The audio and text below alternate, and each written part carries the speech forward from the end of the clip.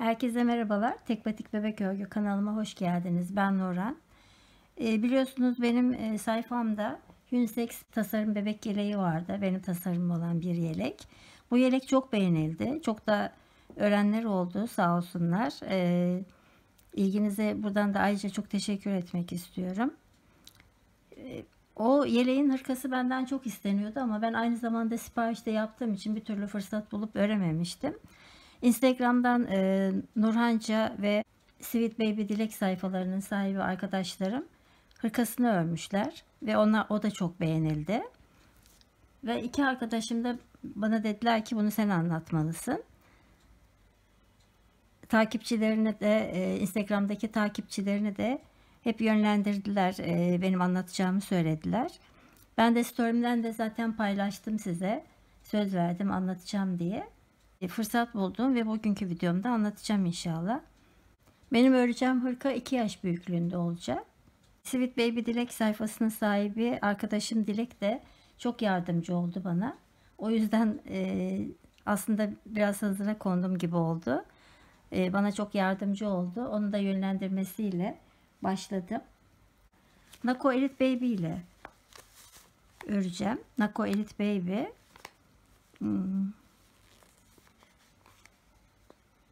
100 gramda 250 metre uzunluğunda bir ip 3,5-4,5 numara şişle örülebiliyor. Elinizin sıkılığına göre ayarlayabilirsiniz. Ben 4 numarayla öreceğim. Aynı renk örmek isterseniz renk numarası 11.451 görünüyordur umarım. %100 premium akrilik bir ip. Anti peeling özelliğine sahip. Bu nedenle kesinlikle tüylenme yapmaz. Güzel bir renk. Ben bunu da öreceğim şimdi. Başlamadan önce eğer kanalıma abone olursanız çok sevinirim. Beğeni ve yorumlarınızla da bana destek olabilirsiniz. Evet. Eğer hazırsak başlayalım. Ben 4 numaralı şişle öreceğim. Siz de elinizin sıkılığına göre 3,5 ya da 4 numaralı şişle örebilirsiniz. 4 numaralı şişe 79 ilmek attım. Bir sıra, bir ters, bir düz tekli lastik ördüm. Şimdi ikinci sırayı örüyorum. İlk ilmeğimi düz olarak ördüm. İkinci ters. Şimdi düz ilmeği örerken şişi örgünün altından geçirip sol şişimdeki ilmeği alıp tekrar aynı yere gelip sol şişime takıyorum. Ve bu ilmeği düz örüyorum. Ters ilmeği normal ters örüyorum. Düz ilmeği örerken şişi örgünün altından geçiriyorum. Sol şişimdeki ilmeği alıp tekrar aynı yere gelip sol şişime takıp düz olarak örüyorum. Bir ters, düz ilmek,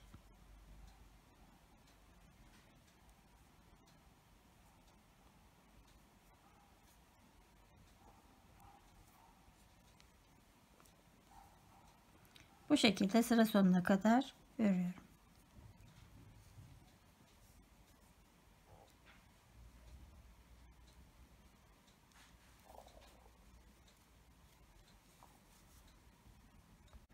Şu anda arka yüzdeyim. Bundan sonra artık ön bantlarda 7'şer tane ilmek haroşa olacak. 7 ilmek haroşa, aradaki ilmeklerde hazır tekstil tipi lastik olacak. Şimdi onun için ipimi dışarıdan çevirerek ilk ilmeği örmeden alıyorum. 2 3 4 5 6 7 ilmek haroşa. 7 değil 6 ilmek yapacağım. 6 ilmek haroşa kenar bant için 2 4 6 ilmek. Şimdi tekstil tipi lastik de arka yüzde bir ters bir düz normal lastik olarak örüyorum. Bir ters, bir düz, bir ters, bir düz. Sıra sonunda 6 tane ilmek kalıncaya kadar bu şekilde bir ters bir düz lastik olarak örüyorum. Evet, arka yüzde bir ters bir düz lastik olarak ördüm. 2 4 6 ilmeği haroşa öreceğim. 1 2 3 4 5 6 ilmek haroşa. Ön yüze geldim. Ön yüzde de yine 6 ilmek haroşa. 1 2 3 4 5 6 ilmek haroşa. Şimdi ön yüzde de düz ilmekleri örmeden alıyorum. İpim dışarıda. Ters ilmekleri normal ters olarak örüyorum. İpimi dışarı alıyorum. Düzü örmeden alıyorum. İpi içeri alıp tersi ters olarak örüyorum. İpim dışarıda. Düz örgüyü örmeden aldım. İpim içeride. Ters örgüyü ters olarak ördüm.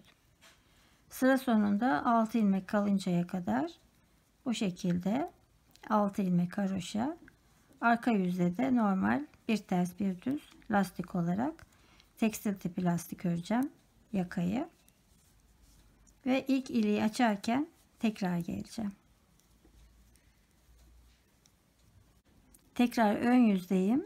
Burası haroşa olunca burayı normal lastik örersem eğer haroşa çekiyor, büzüyor.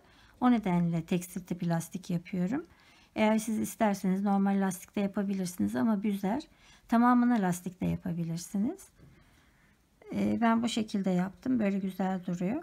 Şimdi ilk iliği açacağım. 1 2 3 diş örmüştüm.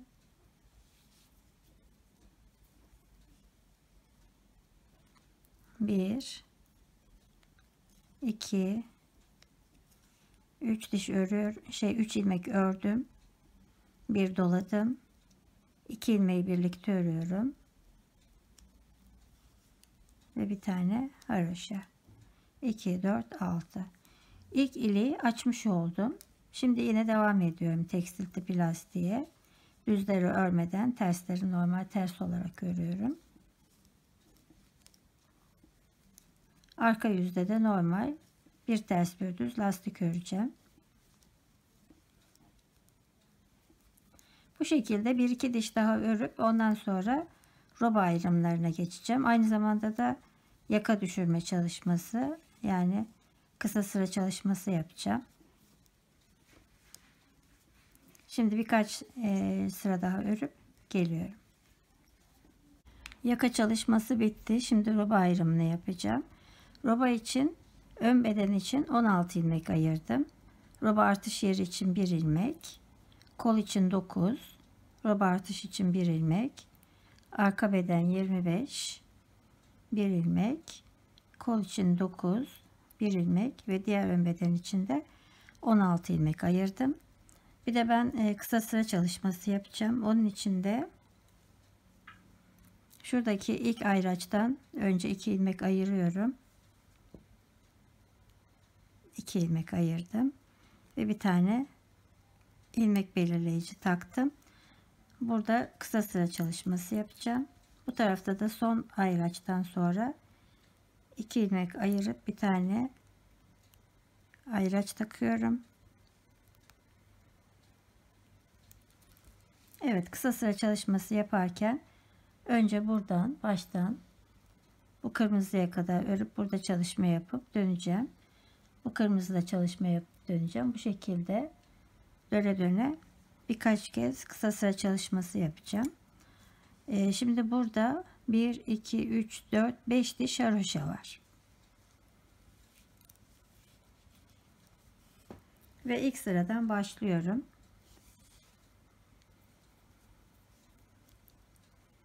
Altı tane kenar bant için haroşa, 2 3 4 5 6. Şimdi ayraca kadar düz örüyorum. 7 8 9 10 11 12 13 14 15 16. Şimdi ayraçtan önce hemen ilk artırmayı yapıyorum. Bu aradaki ilmeğe giriyorum. Sol şişimle arkadan giriyorum. Ve bir tane artış yaptım. Buradaki tek ilmek, bu ilmeğin sağından soldan artış yapılacak ve burası haroşa olacak. Ben haroşaları düzden ördüğüm için düz ördüm. Şimdi bu ilmeği ayracı alıyorum. Ve şimdi burada bir artış yapacağım. Sol şişimle önden giriyorum. Ve artışımı yaptım. Arada 9 tane kol için düz ilmek var. 2 3 4 5 6 7 8 9. Yine burada artışımı yapıyorum. Sol şişimle arkadan girip sağa doğru artışımı yaptım. Aradaki tek ilmek haroşa ve buraya da önden girerek çapraz örüyorum. Sola doğru artışımı yaptım. Arkada 25 ilmek var. 2 3 4 23 24 25. Artışımı yapıyorum. Roba artışı. Sağ yatık olarak artışımı yaptım. Ortadaki bir ilmek haroşa ve yine buradan alttan giriyorum. Bu roba artış tekniğini ben başka bir videoda da göstermiştim. Yeni başlayan arkadaşlar eğer zorlanırsanız oradan yapabilirsiniz. 9 ilmek düz örüyorum kol için.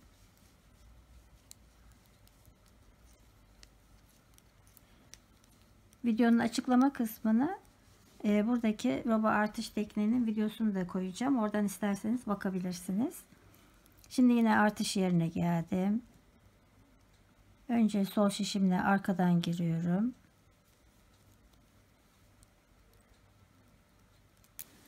Roba için bir tane haroşa ve buradaki artışımı yapıyorum önden girerek. Bu sıranın son artışı.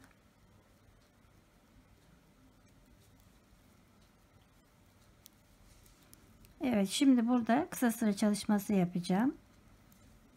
1 2 ilmeği ördüm.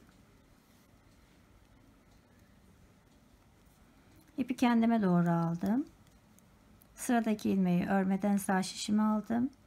İpi dışarı aldım. Örgüyü çevirdim.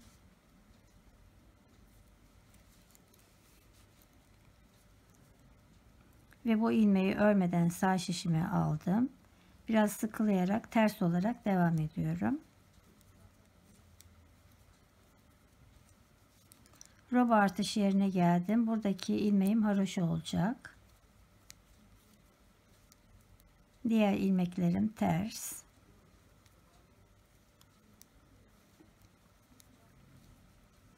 Ben daha önce de söylemiştim bu kısa sıra çalışmasını, yani yaka düşürme çalışmasını Safran Kinit sayfasının sahibi Habibe Hanım'dan öğrenmiştim. Çok güzel anlatıyor kendisi. Çok güzel teknikler gösteriyor videolarında. Evet, arka yüzü ters olarak öreceğim. Sadece şuradaki roba artış yerlerindeki tek ilmekler haroşa, diğer bütün ilmekler ters olarak buradaki kısa sıra çalışması yaptığım yere kadar örüp geleceğim. Evet, arka yüzdeyim. Kol ilmeklerini ördüm. Buradaki roba artış yerindeki bir tane ilmeğimi haroşa örüyorum.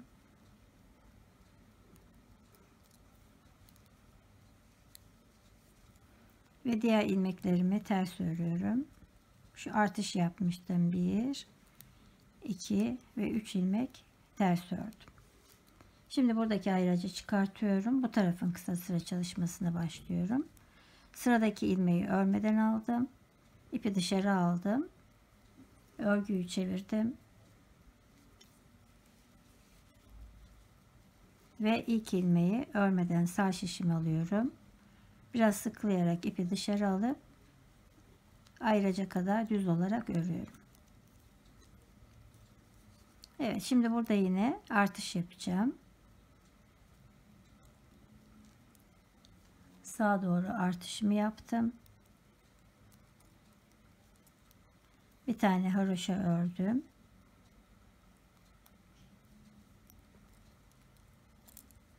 Ayraçlarla zor oluyor. Ve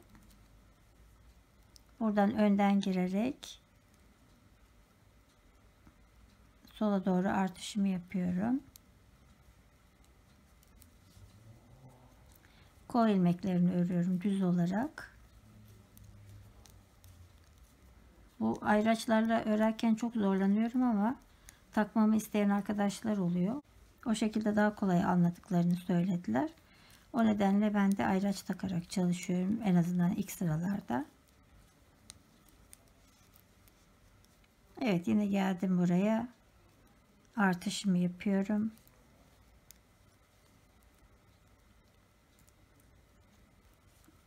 Haroşayı ördüm.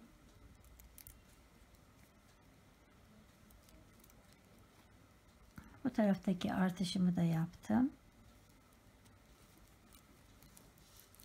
Bu şekilde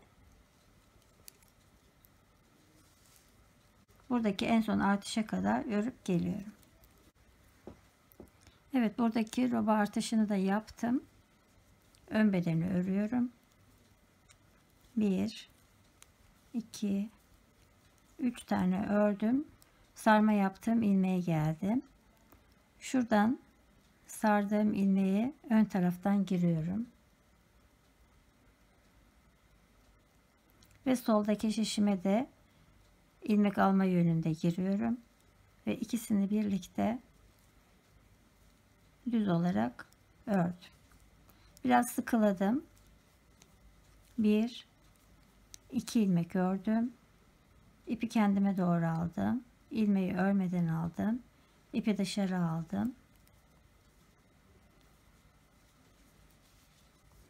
Ve bu ilmeği örmeden sağ şişime aldım. Biraz sıkılayarak ters olarak örüyorum diğer ilmeklerimi.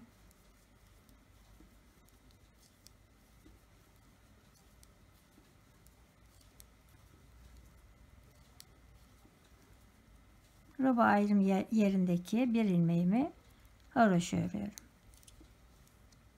Bu roba ayrım yerlerindeki bir ilmek haroşa ve diğer bütün ilmekler ters olarak örüyorum arka yüzde. Diğer sarma yaptığım ilmeğe kadar bütün ilmeklerim, buradaki haroşalar hariç bütün ilmeklerim ters olarak örüyorum. Arka yüzdeyim. Sarma yaptığım ilmeğe doğru devam ediyorum. Ters olarak örüyorum. Ve sarma yaptığım ilmeğe geldim. Şu sardığım ilmek altta. Burası ters olduğu için arkadan giriyorum. Yani örgünün ön yüzünden giriyorum. Ve şişimin üzerine alıyorum. Sonra iki ilmeği birlikte ters olarak örüyorum. Biraz sıkılıyorum. 1 2 tane ters ördüm. Ve sıradaki ilmeği örmeden sağ şişimi aldım. İpi dışarı aldım. Örgüyü çevirdim. İlk ilmeği örmeden alıyorum. İpimi sıkılayarak diğer ilmeklerimi ayraca kadar düz örüyorum.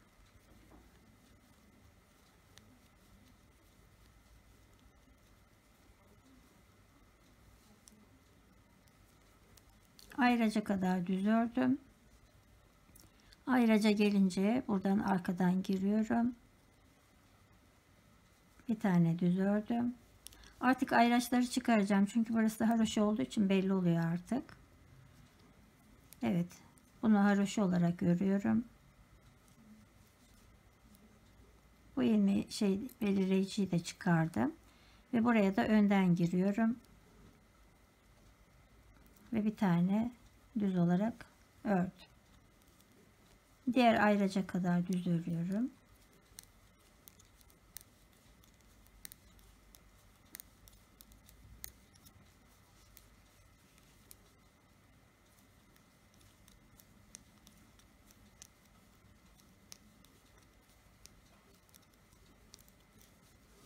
Evet, ayraca geldim. Yani buradaki haroşanın şimdi sağından bir tane artış yapıyorum.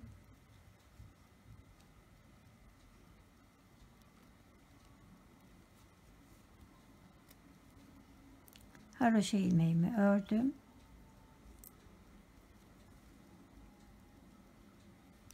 Ve sol tarafından da bir tane artış yaptım. Bu şekilde diğer sarma yaptığım ilmeğe kadar örüyorum. Ön yüzdeyim. Sarma yaptığım ilmeğe doğru ilerliyorum.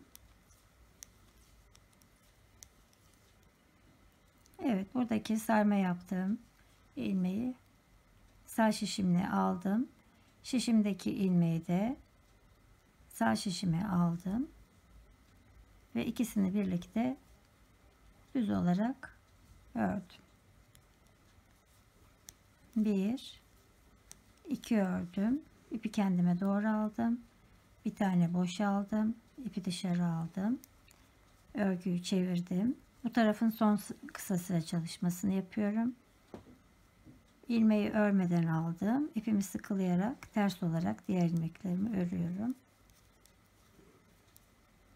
Ve yine ayrım yerlerindeki birer tane ilmek haroşa, diğer bütün ilmekler ters olarak örüp diğer sarma yaptığım yerde tekrar geleceğim. Arka yüzdeyim. Sarma yaptığım ilmeğe doğru ters olarak örüyorum.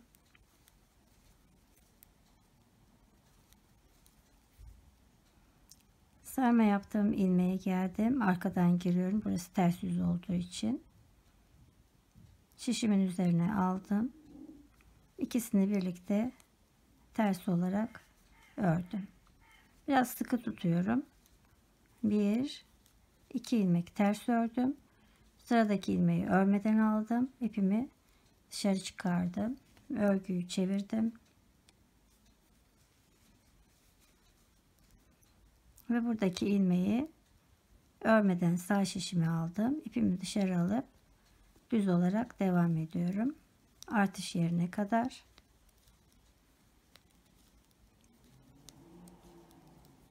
Artış yerlerinde ben ilmek belirleyicileri çıkardım ama siz zorlanıyorsanız çıkartmayabilirsiniz. Evet, burada haroşa ilmek artış yeri. Onun sağından bir tane artış yapıyorum. Haroşa olarak ördüm ve solundan bir tane artış yapacağım.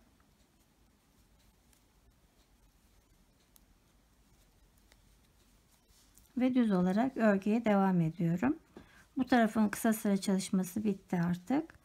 Şimdi diğer tarafın kısa sıra çalışması yaptığım yere kadar öreceğim. Artık geri dönüşler yok. Son kısa sıra çalışmasıydı burası. Ben bu haroşalardan önce ve sonra birer tane artış yaparak bütün ilmeklerimi düz örerek sarma yaptığım yere kadar örüyorum. Evet, ön yüzdeyim. Sıra sonunda son sarma yaptığım ilmeğe doğru ilerliyorum. Son sarma yaptığım ilmeğe geldim.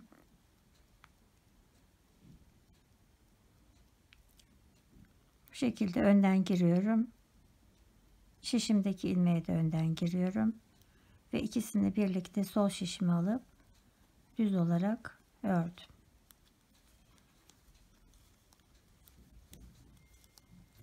Ve buradaki haroşa ilmeklerim.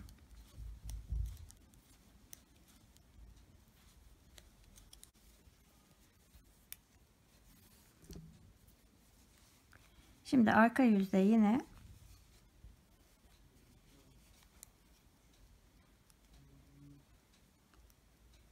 altı tane ilmek haroşa, 2 3 4, 5, 6. Buradan ilmek belirleyicileri çıkardım ama şaşırırsanız eğer sayarak yapabilirsiniz. Ön için 16 ilmek ayırmıştım. 6, 7, 8, 9, 10, 11, 12, 13, 14, 15, 16.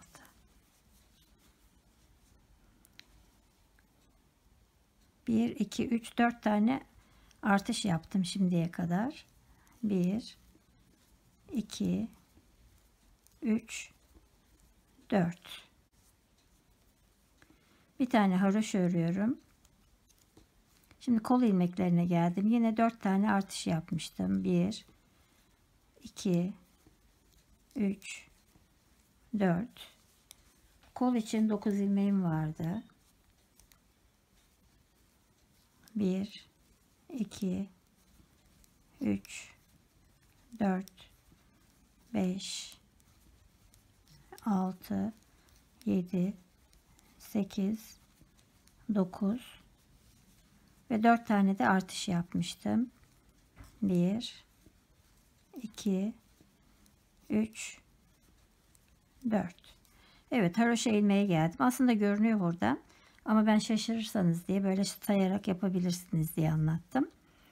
Bir tane haroşa örüyorum.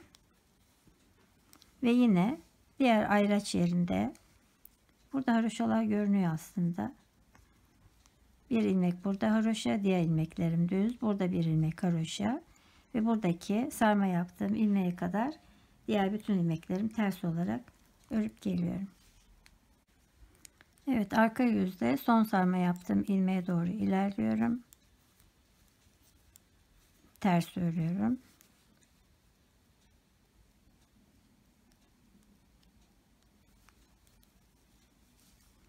Evet, sarma yaptığım ilmeğe geldim. Arkadan girdim. Şişimin üzerine aldım ve 2 ilmeği birlikte ters olarak ördüm. 2, 4, 6 kenar bantı. Bir tane ters ilmeği örüyorum. 1, 2, 3, 4, 5, 6 ilmek haroşa ördüm. Kısa sıra çalışmaları tamamlandı. Şöyle göstereyim. Yaka düşürme çalışması yapmış oldum. Bu şekilde. Artık modele geçiyorum.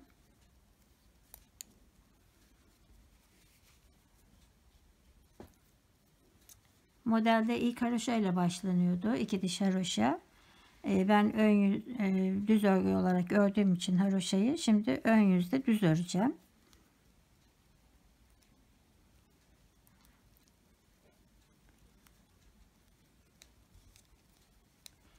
Ön beden ilmeklerini örüyorum. 2, 4, 6, 7, 8, 9, 10, 11, 12, 13, 14, 15, 16. En başta 16 tane ilmek ayırmıştım ön beden için. Şimdi buradaki artış yerine kadar örüyorum. 1, 2, 3, 4 tane artış yapmıştım. Şimdi 5. artışımı yapıyorum. Bir haroşa ve bu tarafın 5. artışı.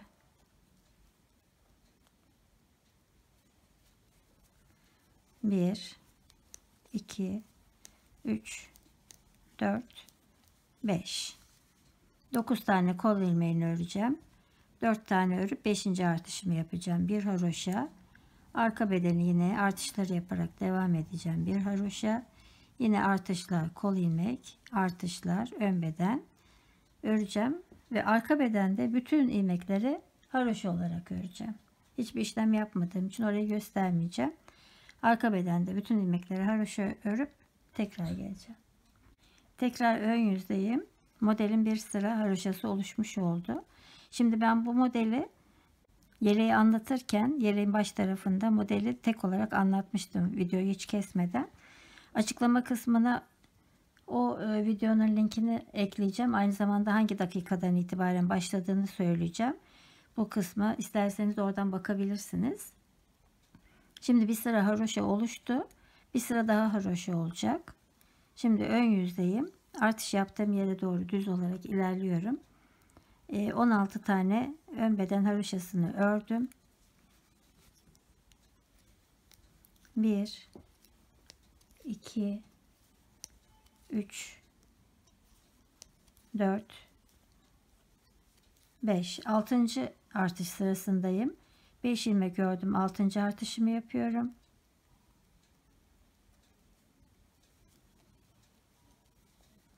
Bir haroşa ördüm ve bu taraftaki 6. artışımı yapıyorum. 1 2 3 4 5 6 ve yine 9 ilmek kol ilmeği, 5 tane örüp 6. artışımı yapacağım. Aradaki tek ilmeğimi öreceğim. Aynı şekilde 6. artışları yaparak ön sırayı tamamlayacağım. Arka sırada da yine bütün ilmeklerim haroşa olacak. Tekrar ön yüzdeyim. 2 diş haroşa oluştu. Şimdi arada 3 sıra düzüm var. Yani bir sıra önde düz, bir sıra arkada ters, bir sıra önde düz öreceğim. Onun için de yine 16 ilmeğimi örüyorum ön beden için. 1 2 3 4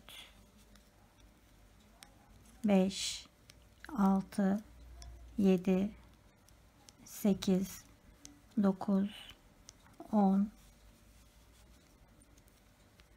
11 12 13 14 15 16 ilmeği ön beden için ördüm.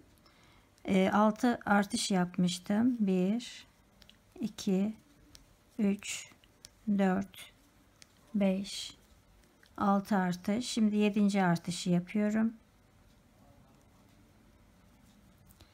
Aradaki bir tane haroşayı örüyorum ve bu tarafın 7. artışı.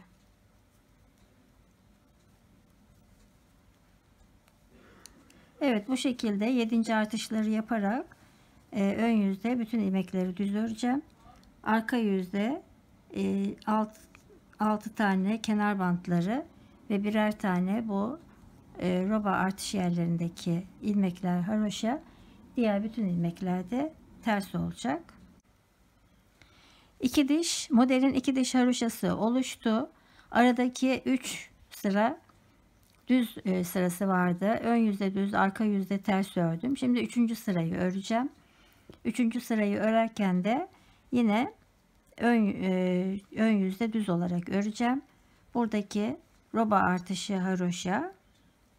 Bu roba artışına kadar örüp buradaki roba artışını da göstermek istiyorum. Ön yüzdeyim. Buradaki düz örgülerin 3. sırasını örüyorum. Şu anda düz olarak örüyorum. Ön beden için 16 ilmek ördüm. 7 tane artış yapmıştım. 8. artış sırasındayım. 1 2 3 4 5 6 7 ve 8. artışımı yapıyorum.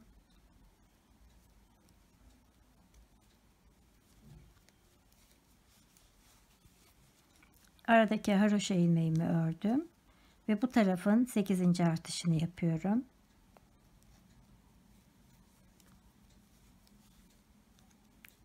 Bir artış yaptım. 2 3 4 5 6 7 8. Evet, burası da kolun artış yaptığım ilmekleri. Yine 9 ilmek kol için öreceğim. 7 tane örüp 8. artışımı yapacağım. Aynı şekilde ön yüzde bütün ilmekler düz ve 8. artışlarımı yaparak tamamlayacağım. Arka yüzde de modelin diğer kısmına, yani pirinç örgüsüne geçeceğim. Ön yüzdeki 3 sıra tamamlanmış oldu. Şimdi pirinç örgülere geçiyorum. Arka yüzdeyim.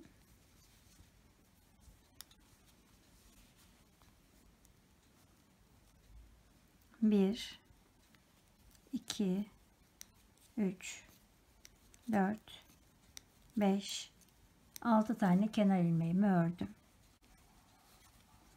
Şimdi pirinç için bir düz bir terse geçiyorum. 6 örmüştüm. 7 düz, 8 ters, 9, 10, 11, 12, 13, 14, 15, 16. 16 ön ilmekleri, ilk başlangıçtaki ilmek sayısı 16 idi. 8 tane artış yapmıştım. Yine bir ters bir düzle devam ediyorum. Pirincin ilk sırası, en son ters örmüştüm. Düzle başlıyorum. 1, 2, 3, 4, 5, 6, 7, 8. Ters de bitti. Şimdi buradaki tek haroşayı örüyorum ve yine tersle başlayarak kol ilmeklerini örüyorum. Bir ters, bir düz. Burası da yine tek sayıyla başladığım için 9 tek sayıydı kol ilmekleri. O nedenle hiçbir yerde farklılık olmayacak. Eğer şimdi tek sayıyla başlarsanız bu şekilde devam eder. Arka ilmeklerimi de tek sayıyla başlamıştım. Diğer kol ilmekleri de tek sayı. O nedenle bir ters bir düz sırayla örüp pirinç örgüsünün ilk sırasını tamamlayacağım ve ön sırada pirinç örgüsünün ikinci sırasına geçeceğim. Evet, tekrar ön yüzdeyim. Pirinç örgünün ikinci sırasını örüyorum. 16 ilmeğimi ördüm. Başlangıç için olan ön bedenin 16 idi ilmek sayısı. 16 ilmeğimi ördüm. 6'sı haroşa, diğerleri de pirinç örgü, yani düzün üzerine ters, tersin üzerine düz olarak devam ettim. Şimdi 9 tane artış yapmıştım. Pardon, 8 tane artış yapmıştım. 9. artış sırasındayım. Şimdi tersin üzerine düz 1, düzün üzerine ters 2, 3, 4, 5, 6, 7, 8, 2, 4, 6, 8, 10, 12, 14, 16 ilmek ile başlamıştım. 2, 4, 6, 8 ilmek artırma yapmıştım. Şimdi 9. ilmeğimi örüyorum. Arkadan girerek ters örmüştüm. Sırada düz var. Ve aradaki tek ilmek haroşa. Ve yine bu tarafın 9. artışını yapıyorum. Önden girerek düz örüyorum. Ve düzün üzerine ters örüyorum. Bu şekilde 9. artışları da yaparak pirinç örgüsü örerek bu sırayı tamamlayacağım. Ve arka yüzde de pirinç örgüsünün 3. sırasını yapacağım. Arka yüzdeyim. Pirinç örgünün 3. sırasını örüyorum. Baştan 6 tane haroşa ördüm ve bir düz bir ters örerek devam ediyorum. Şimdi ben sayarak yapıyorum. Size de kolaylık olsun diye bu şekilde yapıyorum. İsterseniz ayraç takıp o şekilde de yapabilirsiniz. Ön bedenin 16 ilmeğini ördüm. Sonra 9 tane artış yaptığım ilmeklerim vardı. 2, 4, 6, 8, 10, 12, 14, 16, 2, 4, 5, düzün üzerine ters örüyorum 6, tersin üzerine düz 7, ters 8, tersin üzerine düz 9. Evet, ön bedenin ilmeklerini örmüş oldum. Buradaki roba artış yerindeki tek haroşaya geldim. Onu da yine haroşa olarak örüyorum. Ve burada tersin üzerine düz örüyorum yine. Düzün üzerine ters. pirinç örgüsüne devam ediyorum. Bu sırayı da bu şekilde tamamlayacağım. Bu sırayı da tamamladıktan sonra artık burada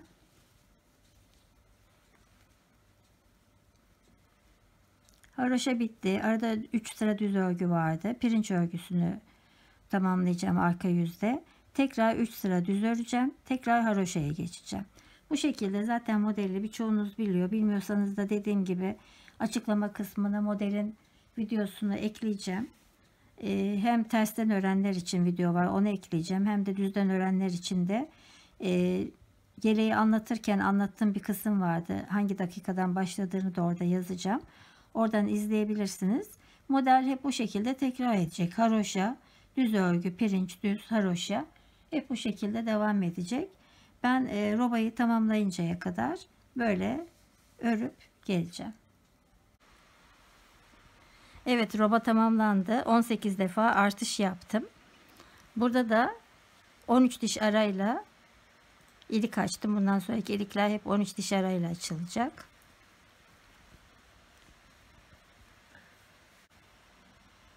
...18 kez artırma yaptım. Eğer siz bunu büyütmek isterseniz şu şekilde yapabilirsiniz. Öne mesela önlere birer tane ilmek ilave ettiyseniz arkaya 2 ilmek. Azaltırken de aynı şekilde önlerden birer ilmek azalttıysanız arkadan 2 ilmek. Ya da daha büyük yapacaksanız 2'şer ilmek ilave ettiyseniz arkaya 4 ilmek şeklinde büyütebilirsiniz. Hırka tamamlandığında santim olarak da ölçüsünü vereceğim. Bu videonun başında söylemiştim, 2 yaş büyüklüğünde olacak. Şimdi videoyu burada kesmek istiyorum. Çünkü çok uzun olacak. O nedenle bu videoda işte yakanın başlama şeklini, yaka düşürmeyi ve roba kısmını tamamlamış oldum. Bundan sonra kollar ve beden kısmını örmek için ikinci bölüm videosu çekeceğim. İzlediğiniz için çok teşekkür ediyorum. Bir dahaki videoda görüşmek üzere. Hoşça kalın.